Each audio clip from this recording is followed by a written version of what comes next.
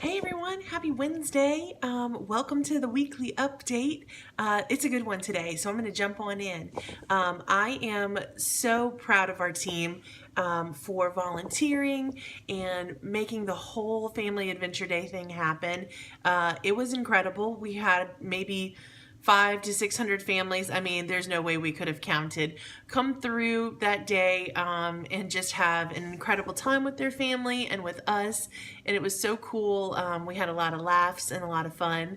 And I just am really very proud of Amber for spearheading that and putting it all together. And especially proud of all of our team who volunteered, gave up their own personal time to come through and make it happen. I could go on forever. Just thank you. Thank you all for making that happen for our community and for showing off our practice. It's really important to us, and we did a great job. So thank you again. This week, we also had a very successful traction meeting, and we have a lot of great details to share with you coming through. We identified some weaknesses from our leadership team and some ways to improve on them. So I can't wait to get all that out there within the next week or two to you. We will be scheduling some great meetings to share all that. So look out for those in Slack and in your humanity messages for when that'll be. Also this week, we've started updating our memorial garden in front of our practice. It's been a really quiet area that kind of gets overlooked. It almost looks and blends in with our entryway, but it is this very special separate area that we're giving some extra attention to. So I just wanted everybody to know that that was something that was in the works, kind of dressing that up and putting some life back into it because it's a really sweet and important part of our practice. The next thing that's happening this week is our renovations are well underway within the resort. Specifically, we're hoping to tackle our turf this week. Maybe early next week, and getting our daycare yard settled. We've got a new fence up in the daycare yard. We're moving some sand. We are putting new turf down in some of the runs where it was sort of pieced together and not working great. We've tightened up some of our netting. So a lot of those little things are happening at the resort, and I think making everybody feel really good. Certainly we're under the goal to get ready for summertime too, because our resort and hospital just both really fill to capacity during those times, and so we're working hard to get ready, get our facility ready for that, and as well as our team. Also within the hospital this week, if you haven't seen, you should. We've got some walls going up in what used to be our doctor's office that's now going to be our 7th exam room. So that's coming together really nicely and should be wrapping up within the next 2 to 3 weeks as a maximum. So I'm really looking forward to that. Also on the horizon for next week, we have our Atlantis software. We are converting to Paw Loyalty. So how this is going to look is next Monday, I think that's the 25th, we will have some team training going underway for Paw Loyalty. We have one of our partners from NVA who specifically manages in software. He is going to come over to our facility and help us set some things up, and he's going to do some personal training with some of our key team members who work the resort front desks, some in the call center, and certainly our management team, to get everybody fluent on that. And then it'll kind of be a trickle down effect. So that'll happen on Monday morning. If the weather's great and the dogs can play outside, we'll do it in the daycare room. Otherwise, we're going to have to do it in the break room because we need a place for everybody to sit, have a computer, and then also have a central screen that they can look at. So we'll let you know how the weather is affected. I wanted to mention it because I know some people have breaks early in the morning or lunches that start at 11 and 12.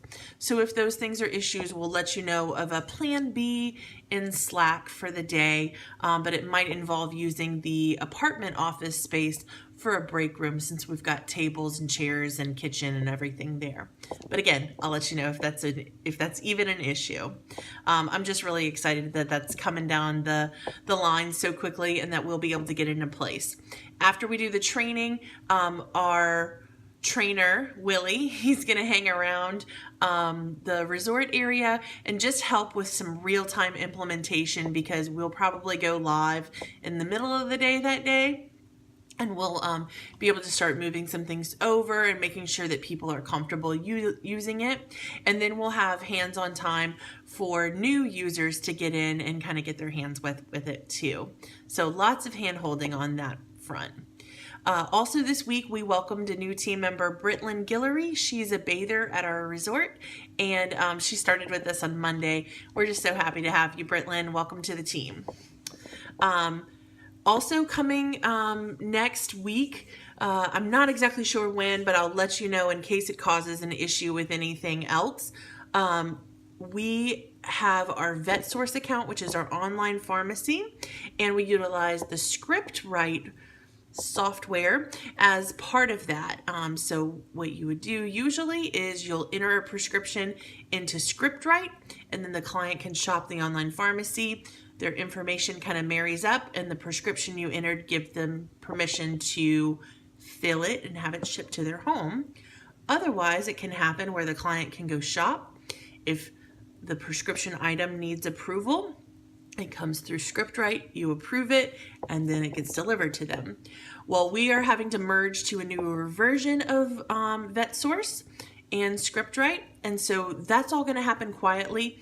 Clients who have the auto ship feature or who have pending prescriptions that have been approved, all those things will kind of carry over.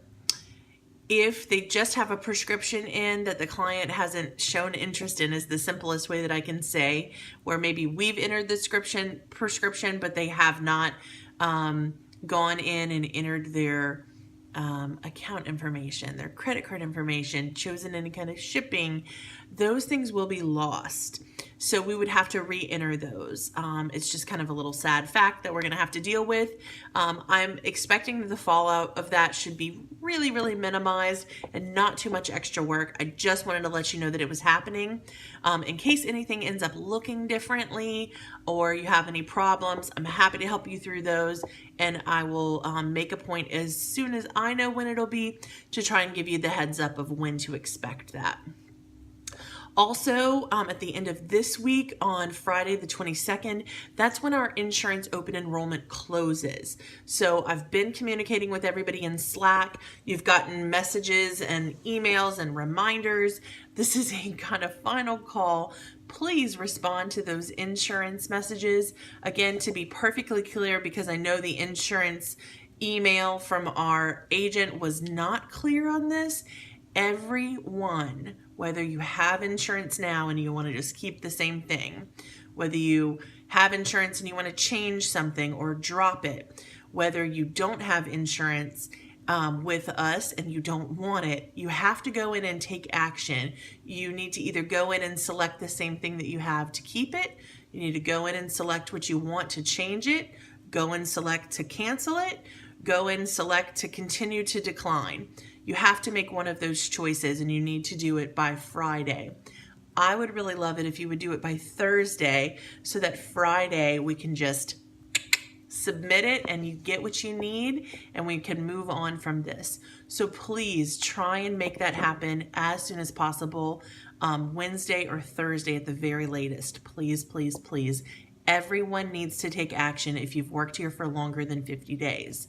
If you have worked here for less than 50 days, you do not need to do anything at all because you're not eligible yet. But when you do become eligible, you will get an email and then you would respond in one of the 4 ways that I just described. That's how it happens. Think about it this way. We have to know that it's documented in some way that we have offered you insurance and that you had all the availability and the opportunity to go in and make the selections that you choose and that you did it. If not, I'll talk to you personally about it, and it'll be very time consuming. So just try and handle it on your own. And I'm here for questions if you have any.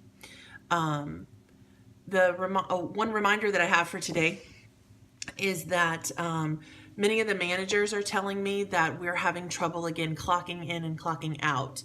All the technology is working and in place, but for some reason, many team members are forgetting to do this, whether they're forgetting to clock out for breaks or forgetting to clock out when they're leaving for the day. It's becoming a problem, and it's a very big problem because it messes up your pay. So please make sure that you fix those. Put reminders for yourself. Help remind team members when you see them walking in the break room, hey, did you clock out? Or don't forget to clock back in. Make those things happen for yourselves and for your team. And if you do forget, you need to leave Beryl a work list message versus telling another manager or just telling her in passing.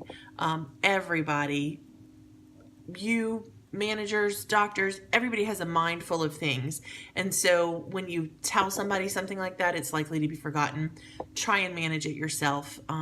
We're all adults here. We can take care of ourselves, and we need to commit to doing better. So please make sure that happens.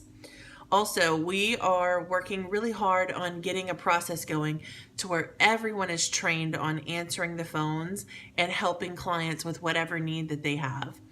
In the meantime, until that can happen, just know that our phone's really been picking up and ringing out of control. And we do have a good large percentage of our team who are trained to answer the phone. So if you hear it ringing, you have to answer it. Don't just wait to see if someone else answers it. I know that it's disruptive for anybody besides the call center team to answer the phone because you're doing another job. But think about it this way.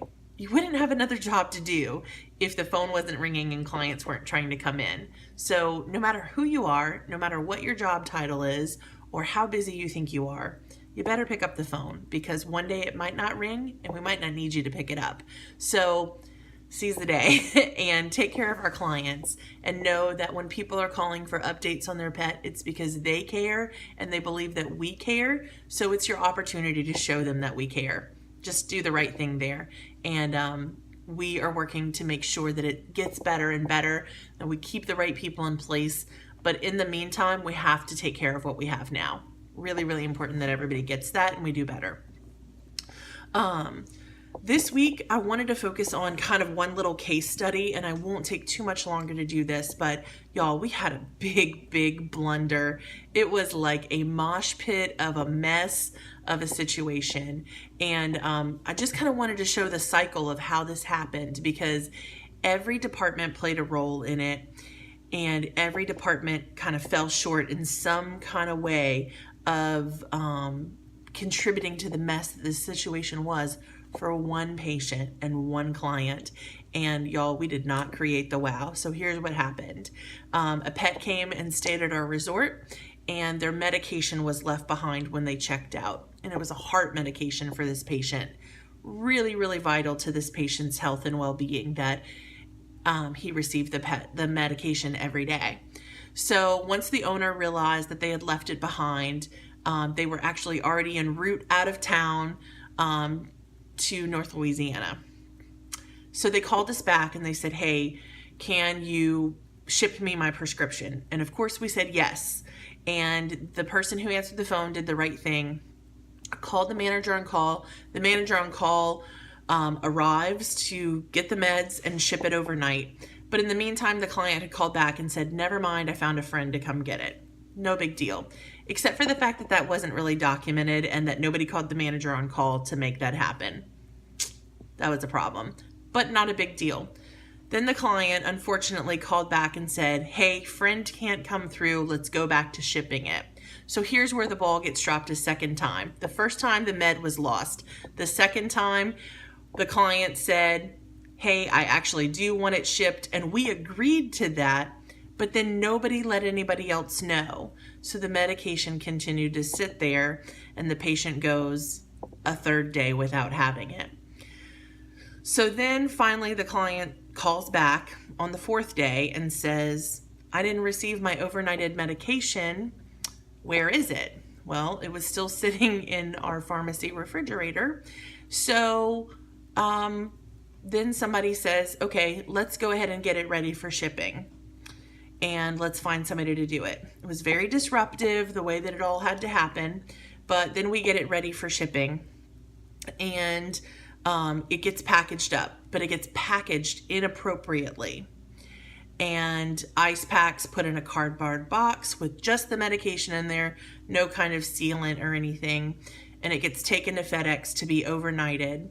And then FedEx calls and says, hey, we're unable to ship your package because the package is leaking everywhere, and you're going to have to come and get it.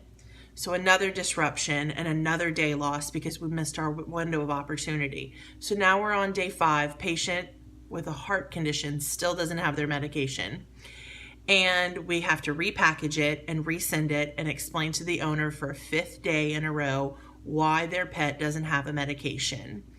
And at this point, we're on day 6 and the client still doesn't have that in hand because it's just going to be arriving today. That was a mess, y'all. We get a lot of compliments all the time about how nice our team is and how thoughtful and how considerate. But then we don't often hear feedback about how one little wrong promise or one little mistake can affect people so severely. Those medications are really, really expensive sometimes, and it's critical that pets have them. So they're expensive to replace. They're expensive for the owners to replace if they've already invested in them. And it's really expensive to replace the client that we're probably losing over this giant blunder that really almost every department has contributed in failing this client on. If creating the wow is about attention to small detail, you have to pay attention to small detail in order to create the wow. And you cannot overpromise and underdeliver people. It's really, really critical that we get this right, y'all. And I know that we do it right the majority of the time, and that is what makes me so proud to stay part of the team. But it's equally disappointing when we get it wrong sometimes, and people expected us to get it right. So I never want a message like this to overshadow how awesome we all are individually and certainly as a team. But if creating the wow is about the little things, and you have to do the little things, and that means paying attention to detail. So the points that we really went wrong here, where we could have done better to create the wow, is not forgetting the medication. But sometimes that happens, right? And sometimes it's not our fault. The next point where we could have created the wow is when the client needed us to overnight it, and even though they kind of went back and forth and confused us a little bit, the ultimate phone call that we ended up with, the 3rd phone call, was, hey, I do need that medication shipped. So whoever took that phone call should have made sure that that medication was shipped. They should have called the manager on call. And then the manager on call should have decided how to make that happen. And then they should have packaged that correctly. And had any of those steps happened, we would have been able to revive the wow for this client because they were accepting at each phase what we said. They weren't disappointed until the ultimate accumulation of this. So mistakes can happen, but it's how you respond to them. And we responded really poorly at all accounts here. So I'm not holding anyone responsible. I'm holding our whole team responsible, even if you're just hearing about this for the first time. Creating the wow is about doing the little things that impress people and make their lives easier. And our whole mission as our practice is about enhancing the lives of people and pets. And we have to do that at every account. It means catching the details. Everyone should always have a notepad with them where they leave themselves notes and you scratch them off when they're done. I promise you, I'm like a C personality to the core. It feels so good. You have to do that. And that's how you create the wow. And our vow that we say every single day is to create the wow every pet, every time. So the mission is not accomplished until you do it every pet, every time. And we didn't do it this time. So I just wanted to share that, not to bring you down, not to alter your mood, but to remind you how important it is. It's our reputation, yes. It's our team's responsibility, yes. But y'all, it's the health and well-being of our patients, and that is our core responsibility. We failed this time because we left the heart patient without meds for 6 days. It's really, really critical, and I never want to see that happen again. So please do better. When we say create the wow, it's not just about being the best, it's about offering the best to our patients. So make sure that you really get that and you own it and that you do it, okay? That's what I'm looking forward to for the next week.